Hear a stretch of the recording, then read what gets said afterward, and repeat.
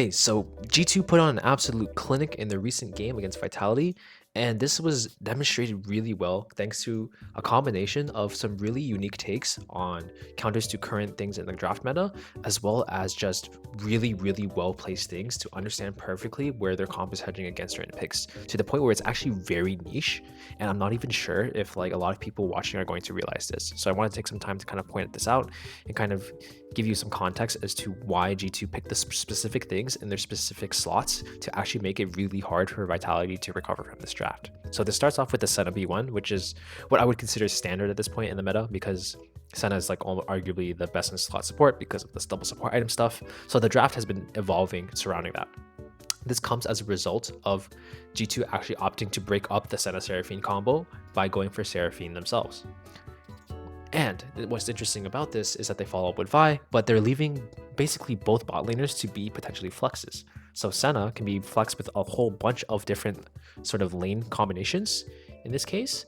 And Seraphine, while she's technically going to most likely be in the double support position here, there are different combinations of supports or other champions that she can combine herself here with.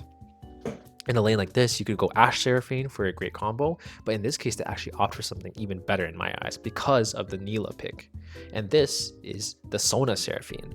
The reason for why this is so good is not obvious at first, because if you look at it, Senna is still going to poke them out, they're still going to have some trouble, right? They might lose some pressure, and Neela's going to scale for free. But the way I would like to frame it is this, it's that the dynamic with most Senna lanes is that she's going to dilute all laning phases and make it basically such that you're going to get slowly whittled down and you're not going to have that much pressure against the lane. And the lane is just going to be very neutral. Like all matchups are going to be neutralized. And the main beneficiaries of this environment are champions that don't have laning and they really like just scaling and they handshake it. Sona Seraphine is basically the current meta's final form of this because they are totally down to handshake. If they want to get poked down, they're totally happy with that. If they don't want to, they want to just sit back and scale. And Vitality can't actually do much with Senna Neela in order to punish this. That's the idea here. So G2 actually follow up with their second phase bans, banning out junglers that would potentially punish this bottom lane duo from G2 and really just stunt their early game, right?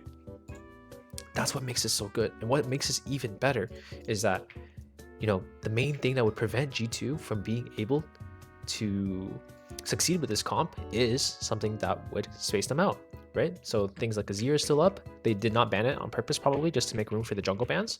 And look at what they did here. They pre-pick Yone on R4. This, for those that don't know, is actually a hedge against the Azir because it's already a great matchup and basically secures a free blind on R4 because it's not that easy for G2 or for Vitality rather to just pick a poke mid laner, which they would want to do here, right? Nico is gone.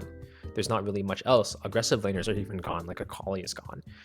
What could you go here? You could totally go Sylas, to be honest with you. That's probably the main remedy to this scenario, but it's not even that good of a matchup into the potential Yone mid here, right?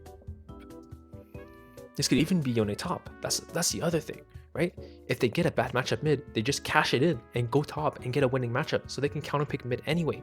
So this is disgusting by G2 in this case, right? So look here. Vitality go for the Maokai because there's not many junglers left, right? And you'd have to match well into the Vi. Nocturne is actually up here, but I guess Vitality is not confident because of the nature of their comp, right? Their comp's just not built for that. And then they go Corki on 5. Then they can they could have chosen to cash in their Yone pick either top or mid. Both matchups probably would have been fine. You're just guaranteed a good matchup with Cassante. The Corki matchup would also be good, but it would be a little bit slower in the early phases as you get poked out. But then they force it with a Tristana mid. So they round out their damage and they have just winning lanes pretty much everywhere except for bottom lane. But the bottom lane, it's neutral. So like there's so many different hints here as to like they took away things from the enemy. They built a unique comp that counters their specific way of draft from the side of Vitality, and they hedged against all the remaining viable picks that Vitality could potentially bring to the table. So it's like this is actually just a drafting like maneuver by this G2 squad, making sure that like there were no options for Vitality here, and it was just so well done. So I just wanted to point out why each of their decisions were so smart. They had really unique and great adaptations. They were really synced as a team to understand like what picks were good here, and they look really synced up on that. So really well done by G2, and I just think they really deserve this.